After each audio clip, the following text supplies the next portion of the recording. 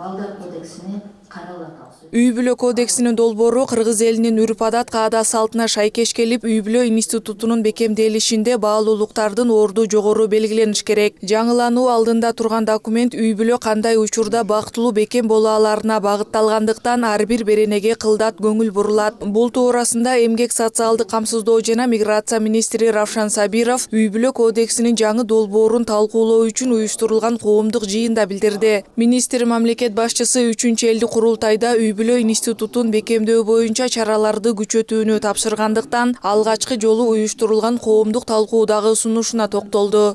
Бұл жерге дин алымдарын да кошушубуз керек.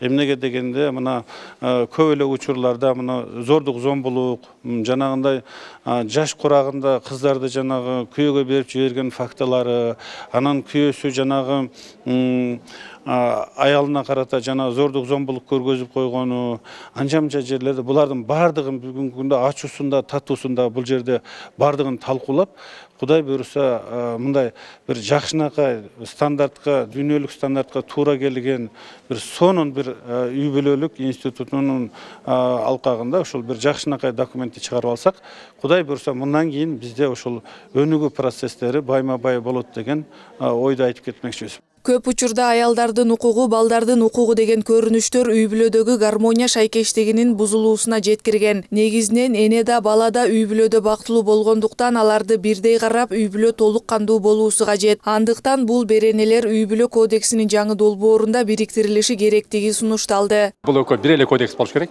Кодекстин ичинде атанын орду, эненин орду, ошол жерде баланын орду, мисалы эркек бала болсо эркек баланын орду, кыз бала болсо кыз баланын орду, аганын орду, ининин орду, эженин орду, сиңдин карындаштын орду, сиңдинин орду. Ушунун баары бир үй-бүлөнүн ичинде каралыш керек. Бул өзү башында өзүнчө болгон. Бирок 2 жыл мурда биз ушундай жаңы идеяны көтөрүп жумушчутуп, анан 2023 жылы бул ишти баштаганбыз. Көпкө чейин иштелген. Анан акыркы кезде бул экспертизадан өтүп аткан болчу да. Бирок бизди өкүнткөнү ошол экспертизада эки башка бөлүнүп кеткени болду.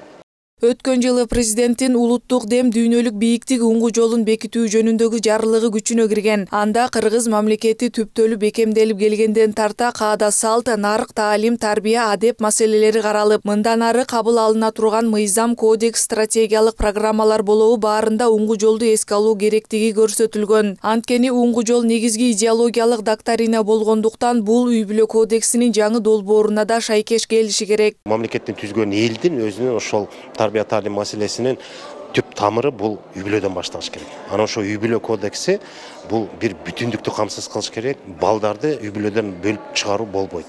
Азыркы кодексте сунушталып аткан долбоордо үй-бүлө кодекси балдар кодекси өзүнчө бөлүнүп, үй-бүлө жөнүндө каралып атат.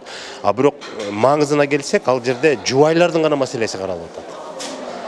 Андай боло турган болсо, мен айтып атам, анда эгерде балдар кодексин өзүнчө калтырсак, анда үй-бүлө кодекси дебей, анда жубайлардын кодекси деш керек. Атын атаса куту сүйүнөт дегендей. Эгерде биз үй-бүлө кодекси жөнүндө сөз кылсак, анда балдар үй-бүлөнүн мүчөсү да. Ата-эне кандай болсо, балдар дагы үй-бүлөнүн түзүүчүлөрү. Үй-бүлө деп ошон үчүн айтылат да. Ошон үчүн биз ошол эки кодексти бир кароо маселесин азыр сунуштап атабыз. Соңку жылдары кыз келиндердин зомбулуктун бардык түрүнө кабылганы зээндик эйтет. Буга байланыштуу талкууда тең укуктуулук боюнча да маселе көтөрүлүп, айрыкча үй-бүлөнүн бекемдигин сактоодо бирдей тарбия жүргүзүлүшү керектиги айтылды. Конституциянын негизинде укуктук мамлекет.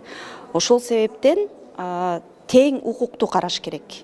Эч качан, мисалы, бир ага айтып кетти, 80% тарбия деген энеден деп.